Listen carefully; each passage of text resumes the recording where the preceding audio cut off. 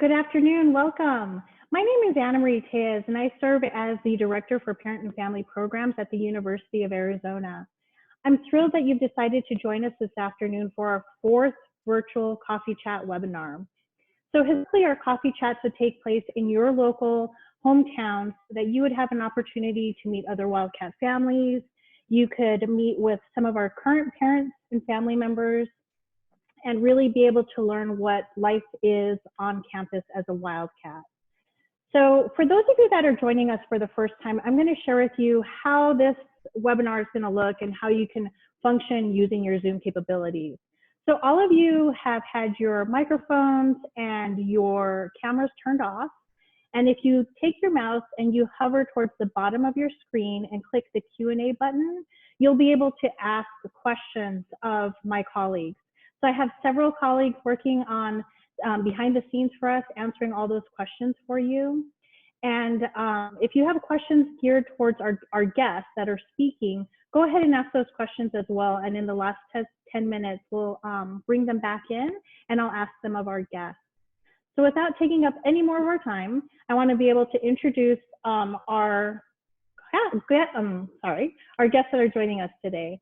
So first of all, I'd like to introduce my colleague, Karen Phelps, who serves as the Associate Director for Undergraduate Recruitment for Admissions and New Student Enrollment.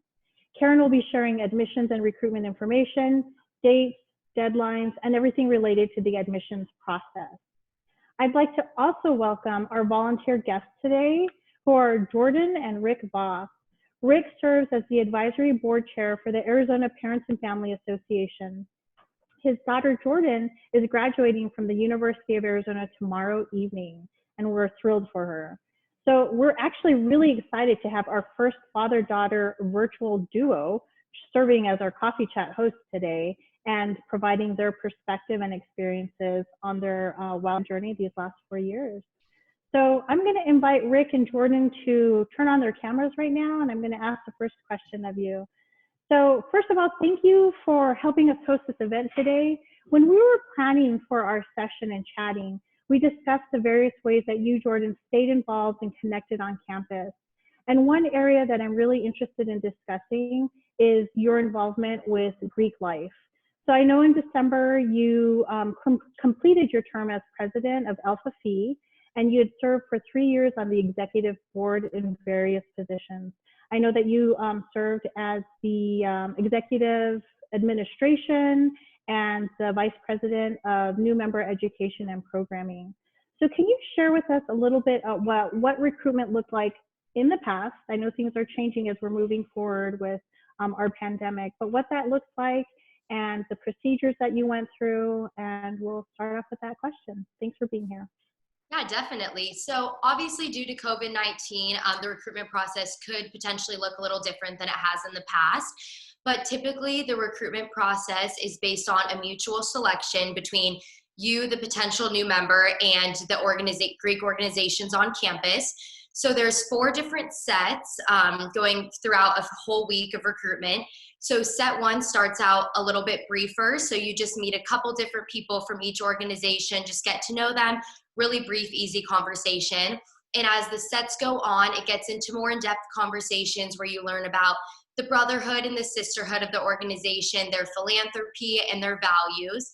And then by the last set, which is preference, that's when you're putting in your top choice of which organization you feel the most comfortable and you see yourself really growing tremendously within the next 4 years. And it's a lifelong thing, so for the rest of your life. And then after preference is bid day, where you receive your bid, and that's when you go home to your organization. It's definitely a long process. It's a stressful week, but it's one of the most amazing things ever. And within that week, you're really able to find yourself and where you feel that you're going to fit and succeed for the next 4 years. So although it's stressful, it's really worth it, and you'll know what the right organization is for you. Wonderful. Thank you, Jordan. A follow-up question that we often get from students and family members is that the student maybe grew up hearing about their brother or their sister's experience with a particular organization, a particular chapter. So what advice would you share if a student wants to be a legacy or wants to pursue a specific chapter?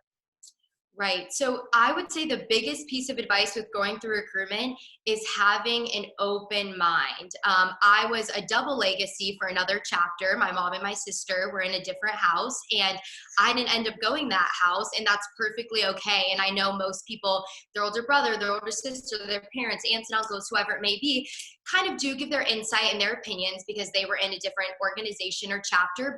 And that's great to get the opinions of your family members and people who you value their opinions and you're close to. But at the end of the day, you are your own person, and it's where you are going to feel the most comfortable. So definitely go into it with an open mind. Take into consideration what your family says, but at the end of the day, it's not where your family's going to feel most comfortable because they're not there for the next 4 years. It's where you're going to feel the most comfortable. So don't be pressured by any legacies or anyone telling you where you should go, because only you know where you fit in the best. Excellent.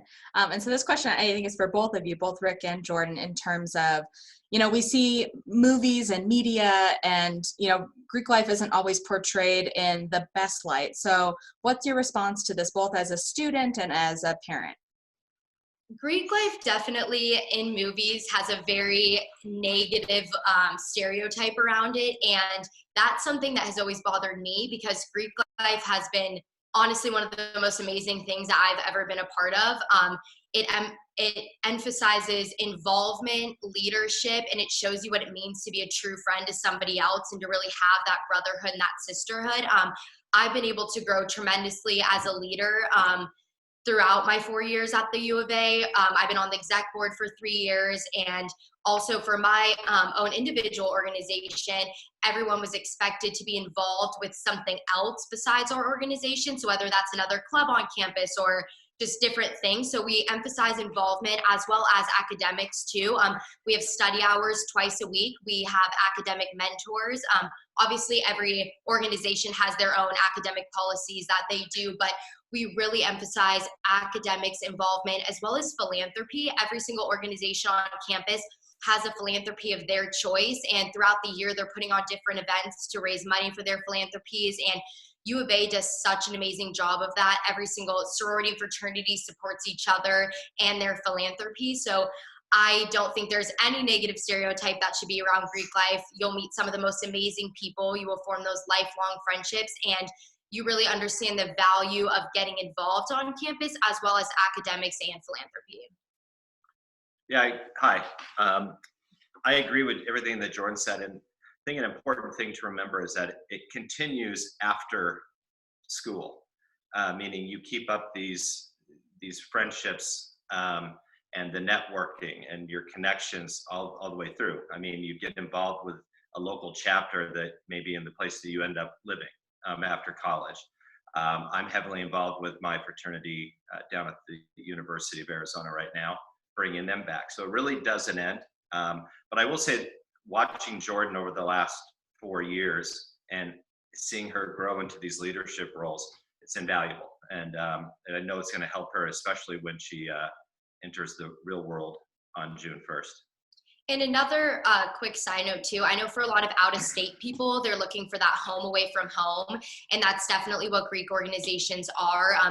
You're able to find so many friends and other people who are from out of state and having that same challenge of missing home and just being so far away. So they really become your family and people that are going to be in your lives forever. So it's definitely a great support system with the transition from going from high school to college as well. And I'm not sure if you said this, but they and a lot of the organizations require their members to be involved in another outside activity. I don't know if you said that or not. Mm-hmm. And that's a key thing, to get involved in and get integrated into the entire campus instead of one particular part of it. Excellent. Those are great points. Absolutely.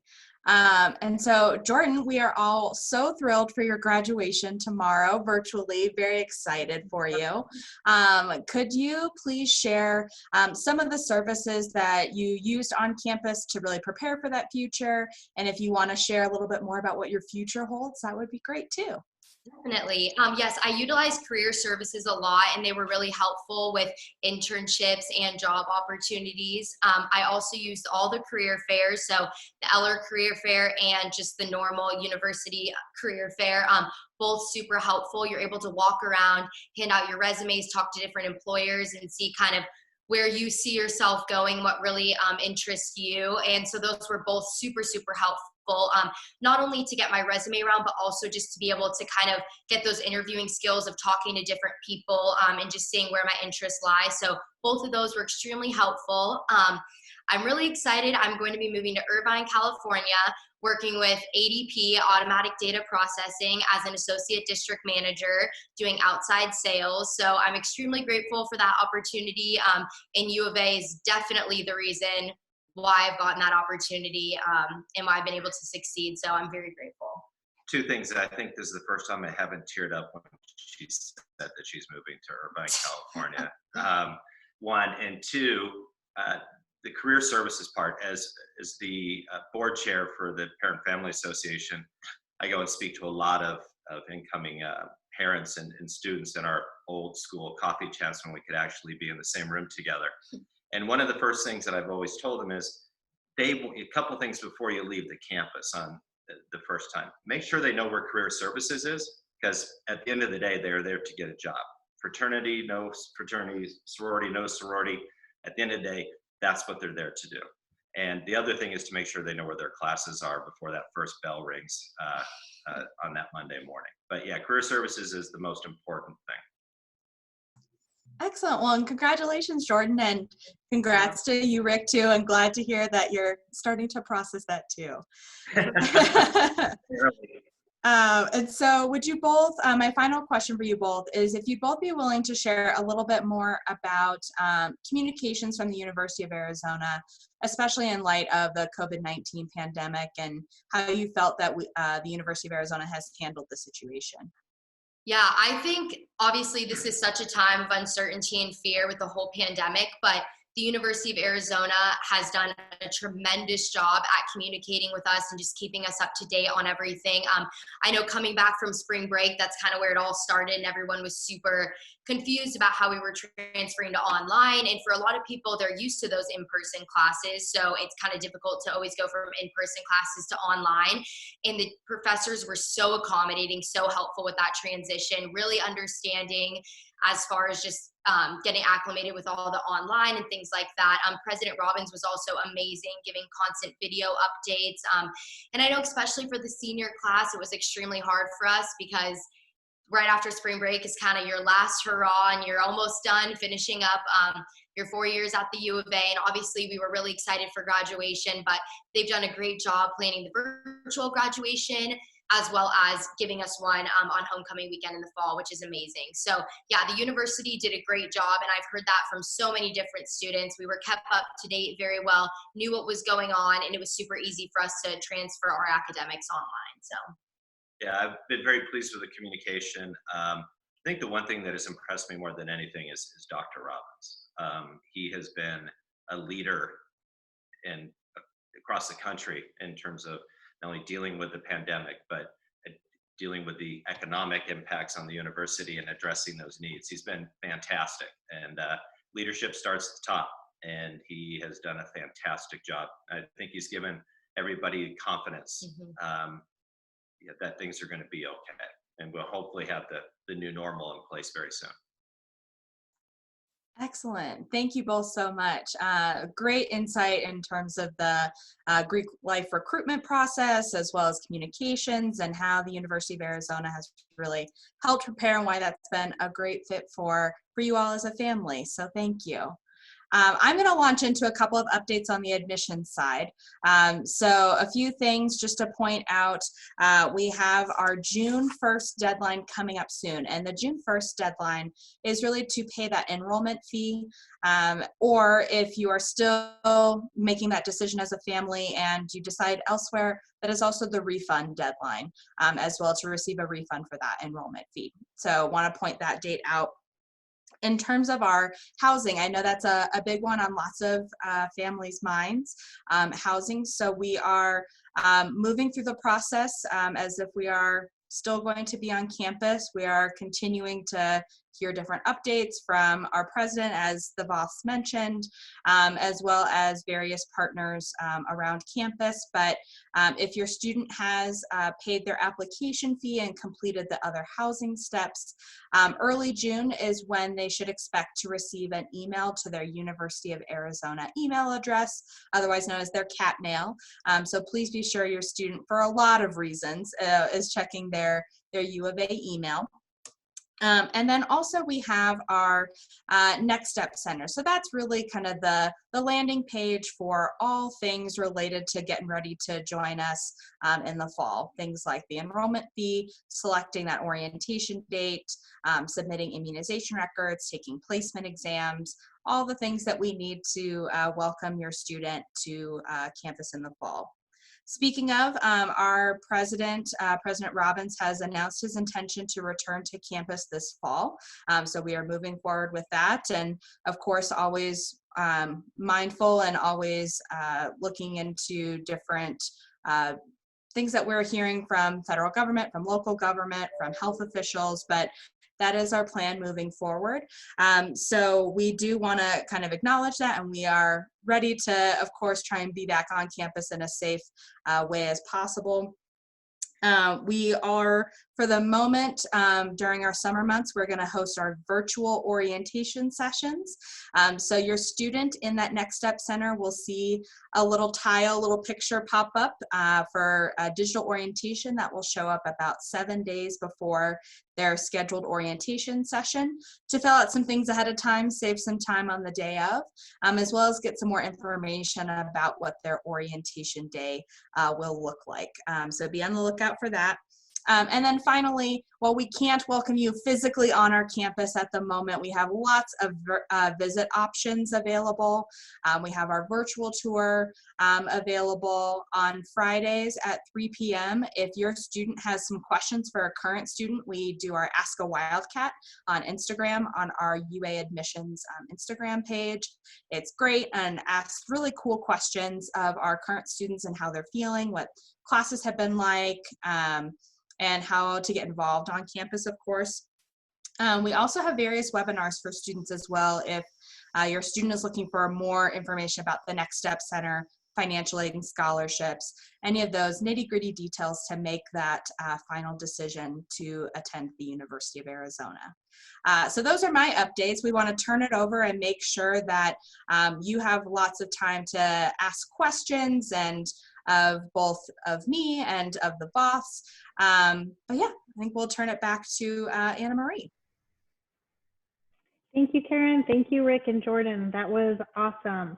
So I was watching some of the questions come through, and Jordan, I wanted to see if you could share with us during the holidays when students are leaving for Thanksgiving or the winter break, what, and I'm happy to answer, but I want to hear your perspective.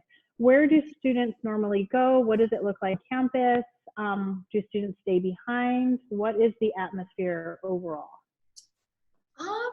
It kind of depends. I think for summer break in particular, a lot of students do stay on campus and do summer classes. And with winter, I think most people end up going home, but some do stay. So it kind of depends. I've seen both. I've seen for breaks, people stay in Tucson, or people take winter classes or summer classes, or they go home. I think a majority go home, but kind of depends. And we usually have someone coming up, whether that's for Easter or Thanksgiving, and you'll find that roommates will go with roommates, and no one likes to be alone. So we always have that going on. Thanks for sharing that. So I know it was a very specific question, and I'm going to add a little more detail. During Thanksgiving break, our students, some of them return home to their families. Some of them do stay on campus. The dorms will remain open, and there are options for students in the student union to grab a meal. There's options in the surrounding area. So the students can have a place to stay and a place to eat, and everything remains open. In December, during winter break, the campus does close for 2 weeks. And so at that point, most students return home. Usually, there is 1 or 2 dorms that will remain open. And so those students that have remained on campus for those 2 weeks will stay in those dorms, and additional housing is provided because the entire campus actually shuts down, the electricity turns off. So there are options available for students who are unable to return home and need to stay here in town. And there's quite a few. We get this question pretty regularly right before winter break starts. Will my student be the only one on campus? Will the student union be open? And all of that remains open, and we're continuing to communicate with the students to make sure that they feel connected to the campus and all resources. Karen, is there anything you want to add? Did I miss anything there? No, I think you answered it perfectly. Absolutely. Perfect. Thank you. Another question that we received was about recruitment and when our family is going to hear these updates. I know that Karen just mentioned new student orientation is going to be starting in the next few weeks. And every Monday, Wednesday, and Friday, fraternity and sorority programs will be hosting 1-hour sessions to answer all of these questions. If your student is interested in going through this recruitment process, we encourage them to sign up. All of this can be done online. I'll make sure in our follow-up email that you receive the link, but it's pretty easy. It's greek.arizona.edu. So if you click on that link, you can sign up to go through the fraternity and or sorority process, and then they will continue to communicate with you. So my advice, and Karen, you might echo this, is for you as parents and family members and students who are listening to continue to check your U of A email. All of your updates are going to come through this format, and you need to be checking that regularly. So that's something that I would encourage as well. Karen, is there anything else you want to add to that? No, absolutely. I think that is so crucial for a number of reasons: financial aid and scholarships, updates to orientation, general COVID updates as well. We're blasting out the information, but if you don't check the email, you won't see it. So that's crucial as well, for sure. A question came through about July orientation, if that format is going to be digital as well. And at this time, we have not received any messaging on that, but I would encourage you not to make any plans to travel to Arizona for any July or August sessions until we send word to you. Another question is there a way to defer payment to the enrollment fee? Karen, do you want to answer that? Yes, absolutely. So yes, there is a way to defer the enrollment fee. We defer enrollment fees based on FAFSA information, so financial need. So the best way to see if you would qualify for an enrollment fee deferral would be to go within that Next Step Center, and it automatically shows up within the enrollment fee section. So if you go to the enrollment fee, or excuse me, secure your spot section and click under enrollment fee and click pay enrollment fee, one of the options that pops up, there's pay online, pay by mail, and then one of the options will be request deferral. And so that would be the best way to do it. If you go through the enrollment fee and you don't see that, I do encourage you to reach out to your recruiter. You can also, my contact information is on these slides too, and Anna Marie can send it out with the follow-up email as well. You're welcome to reach out to me, and I'm happy to look into it as well, but absolutely. Thanks, Karen. Rick, I have a question for you. I've been working with you for almost 4 years now, and I want to hear your perspective from enrolling a student, what your advice might be to parents and family members, and through the process of having a student at the University of Arizona. Stressing the importance of next steps could not be, it needs to be broadcast even more. It's a great tool to get your student right on the right path from the get-go. It guides you right through the process. And I stress that when we do our coffee chats. We say you got to just follow the Next Step program. There's other programs that are available, like the SOS and Handshake program, that you will learn about in time, that will help guide your student through campus life on a daily basis. The one thing I was going to say at the end, but I'll kind of throw it in here, part of the thing too to make this easier for the parents, who probably have more questions than the students do, is to utilize the services of the Parent Family Association. If you have a question, regardless of what it is, If your student is struggling in different ways, at tutoring or being away from home, there are resources available on this campus, and they should just keep quiet about it. So the parents can call us and we'll direct you to the appropriate resource, because our motto is we're a family helping families, and that's what we're here to do. So parents, I guess to make it easy on everybody, utilize our services that we provide to you. And I think both you and your student will find it a very enjoyable 4 years. Thanks for sharing that. That was actually one of the questions that came through. The question was, is there a cat mail equivalent for families, or are they simply receiving communications on the side? And so Rick, you said it, the Parent and Family Association is a free membership. And so I'll share the link in a follow-up email. We'll send regular newsletters. And then if there's any emergency communication or anything happening on campus, this is the format in which we will communicate with you. So I appreciate you sharing that. SOS is another great resource that we utilize. It's on our homepage of the Parent and Family Association. Rick, I have another question for you, and this is completely off subject. Somebody would like to know where you got that wonderful shirt you're wearing. I bought this from a store called Carter's in Phoenix about 25 years ago, and it lives with another one in a sealed bag in the closet, and only gets brought out on certain occasions. And I have a feeling that question came from one of my friends whose son is going into the University of Arizona this coming fall. So thank you. But yes, long time ago. Yes, thank you. Sure. Rick, can you share with us other ways that you've stayed involved on campus other than the Parent and Family Association? Yes. Well, like events you've attended? Yeah, I have been involved post-graduation just about every single year of my life, except for just a few when we're raising the children, but always stayed in touch with things. I'm very involved now with something called the Campus Pantry that we are, it's just a wonderful, wonderful organization. There's too many students on our campus that are food insecure, and so that's what the Parent and Family Association is doing every year to help promote them, and to also we have our golf tournament every October during family weekend to raise funds for the Campus Pantry. So I've been involved just not only with my fraternity that's coming back after a 5-year hiatus, but in a lot of different aspects. I go and talk at the local high schools.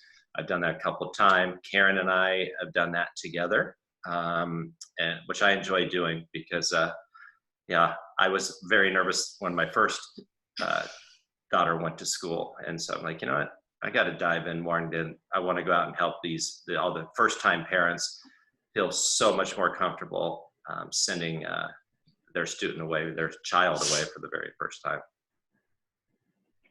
Jordan, I know we have about 2 minutes left. Can you share with us the variety of ways that a student might be able to connect on campus outside of Greek life? What are your recommendations? Any final tips?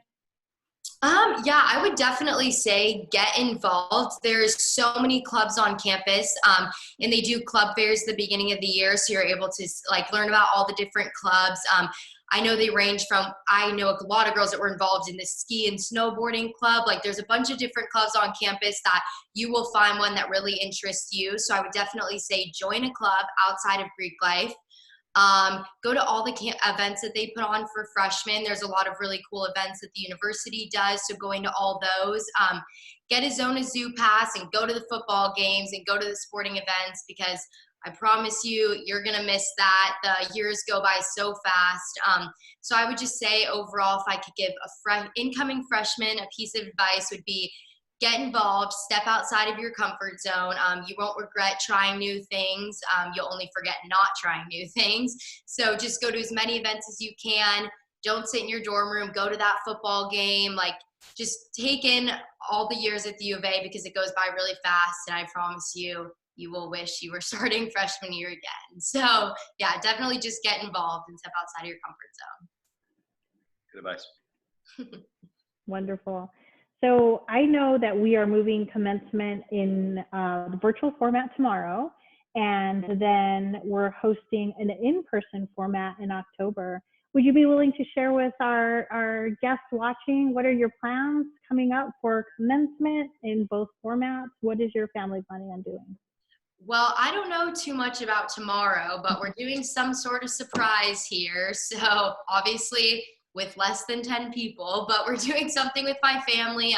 I'm assuming we're going to stream the graduation, and I'll be wearing my cap and gown, even if it's in my living room. So we'll be doing something here. And then I 100% am coming back in the fall. All my friends decided to come back, and we think it's going to be super fun. So I'll be streaming it tomorrow and be there in the fall. So I'm really excited. Well, I have to say, on behalf of all of us, we are so excited for you. A huge congratulations to you, Jordan. We'll be watching tomorrow evening with you in our home, hunkered down. Rick, a huge congratulations to you as well. I know this is a proud moment for all of Jordan, your family members and your loved ones who have walked alongside you in this journey. So we're right at our 3:30 mark. I wanted to just extend my gratitude to Jordan, Rick, Karen, and everyone working behind the scenes to answer these questions. I will send a follow-up message tomorrow morning with all of the links to the various areas that we discussed. Any words before we exit? Bear down. Bear down. Go Cats. Thank you. Thank you. Bye-bye. Be safe, everyone. So I'm going to leave the chat open just for another minute if anyone has any more questions. Otherwise, we appreciate you being here, and thank you for your time. Don't hesitate to reach out if you have any other questions or concerns. Thank you.